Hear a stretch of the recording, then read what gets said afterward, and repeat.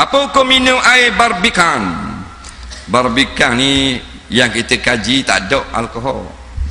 Cuba syubhah pasal botol menyerupai botol arak. Situ tak comel. Jangan buat macam botol arak gitu. Buatlah botol tu jauh macam rupa arak. Orang tengok macam minum arak. Dah lah air tu macam arak. Nak buih gitu, kuning gitu. Nak. Jadi cara membotol tu tak kena. Beki balik. Dia daripada Iran air ni. Nah, tak ada alkohol tapi botol macam arak. Bila tuang kuning macam arak naik. Nah, jadi fitnah tak boleh.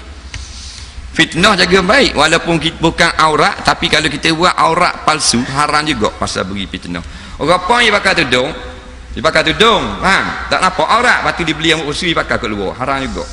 Pasal orang ingat rambut dia sungguh. Nampak lagi? Padahal rambut tu bukan plastik. Dah haram kat mana? Nampak lagi? Haram juga. Ataupun dia pakai luar. Dia pakai seluar, lepas tu dia beli hak orang putih yang kemaluan hak plastik ni. Faham tak? Dia molek jalan. Dia pun sakut luar. Dia jalan, haram juga. Betul tak? Dah bukan kemaluan dia plastik. Lepas tu buat apa tu imam gitu? Faham tak? Jeng kata. Kat sini lah kat lain. Faham? Dia fikir ya. Padahal plastik je tau. Tapi dah betul kemaluan, jadi sakut luar gitu rombel-rombel.